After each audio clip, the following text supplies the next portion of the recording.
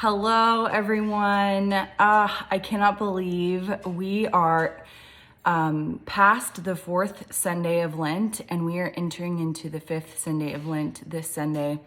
This has just been such a wonderful season for me and for everyone at my church. It's just been such a sacred time, and I pray that it has been really wonderful for you too, and that the Lord has blessed you in these last 30-ish days, however long we've been. As most of you know, our devotionals, my video devotionals, are centering around Adam Hamilton's book, The Way, 40 Days of Reflection. And so we are doing this study on the book, The Way, at my church, Hope United Methodist in Billings. And in addition to the actual book, Adam Hamilton came out with a daily devotional. And so each week of the series and each week of the book, there is like a different aspect of Israel. So last week we were in the mountains and touching on all of the ministry that Jesus did in the mountains. And this week, from between the fourth and the fifth Sundays, we are in and around the Sea of Galilee.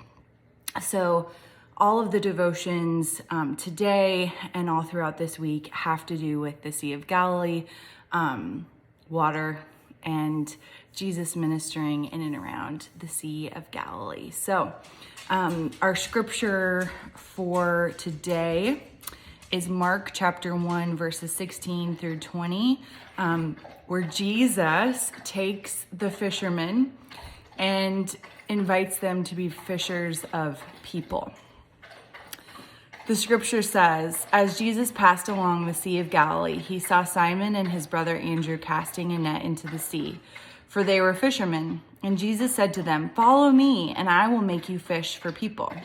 Immediately they left their nets and followed him. As he went a little further, he saw James, son of Zebedee, and his brother John, who were in their boat mending their nets. Immediately he called them, and they left their father Zebedee in the boat with the hired men and followed him. This is the devotion from Adam Hamilton's 40 Days of Reflection in the Way. I recently spent time with Yair, a Jewish fisherman who makes his living on the Sea of Galilee. I wondered what I might learn from this fisherman about the kind of people Jesus chose as his companions and closest friends. Yair was the salt of the earth. I asked him what he loved about his work as a fisherman in the Sea of Galilee, and he told me he loved the sea. Every day is different, and it's always beautiful. Indeed, anyone who has been on the Sea of Galilee can testify of its beauty, as well as how different it looks at various times of the day and during changes in weather patterns. Those who have been to the Holy Land nearly always report that one of their favorite experiences was taking a boat across the Sea of Galilee, and most tours arrange for this. I asked Yuri, why do you think Jesus chose fishermen on this lake to be his first disciples? His answer was, fishermen make good friends. They are trustworthy and hardworking. Acts chapter 4, verse 13 notes that Simon, Peter, and John were uneducated and ordinary men. The word ordinary here in the Greek word is idiotai, a word that at the time signified untrained, unpolished in speech, or unskilled. Jesus' first disciples were not valedictorians. They were not the top of their seminary class. They were not those voted most likely to succeed in their high school classes even. They were not men who finished school. They likely didn't finish school. They probably wouldn't have been anyone's first choice to lead a movement that would change the world. When I think of them, these fishermen, I'm reminded of a retired pastor I know. He struggled with stuttering his entire life. He was teased and harassed as a boy. But as a young man, he heard God calling him to fish for people by becoming a preacher. This seemed to be an impossible calling, nevertheless. But he said, "Here I am, Lord." He went to school and ultimately became a Pentecostal preacher.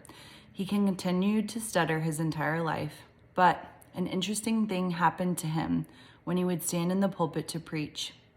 His stuttering went away, and instead he delivered powerful, eloquent messages for Christ.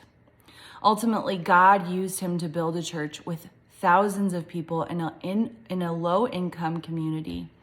The church included former prostitutes and drug dealers, worshiping side by side with business leaders and educators. It was one of the city's most diverse and dynamic congregations. God seems to delight in using the idiotai, the ordinary, common, nothing special kind of folks. Paul writes, God chose what is foolish in the world to shame the wise, so that no one might boast in the presence of God. 1 Corinthians 1:27 and 29. Jesus comes to all of us who claim to be his disciples, calling us to follow him, and he promises he will make us fishers of people. Are you willing to say yes? So when I was on the world race, the 11-month mission trip that I did right after my undergrad work, I remember our very first month was in Guatemala, and we worked for this church and this pastor named Pastor Ben. And every day he would come to where we were staying and he would say, okay, are you guys ready to go fishing? And he always used that phrase because of how Jesus spoke and said, you're going to fish for people. And so at the end of every day of ministry, when we were chatting and just debriefing what we had done, he would always say, well, did anyone catch anything? And did anyone catch any people? And it was always so fun to share with him the people that we had served and ministered to, the people that we had spoken to and prayed for, the people that we had read scripture to or preached to, and just to be able to celebrate that. I'm also really encouraged by this devotional that Adam Hamilton writes, because it is a reminder that we don't have to be these incredibly brilliant, incredibly academic people to follow Jesus. That Jesus used ordinary people just like you and me. And God has always used ordinary underdogs to accomplish his work and his mission in the world. This pastor in the devotional stuttered, and another person who had a speech impediment and stuttered was Moses. And Moses was so self-conscious at first, but God used him to lead the entire Israelite people out of slavery and in the desert, all the way up towards the promised land. So I don't know what you feel insecure about. I don't know what is in your life of saying like, well, I follow Jesus, but I can't do great things because fill in the blank, or I struggle with insecurity because of fill in the blank. Remember that God chose what is foolish, and God chooses us, and reminds us that it is through his power and provision, through his spirit, that we were able to accomplish good things.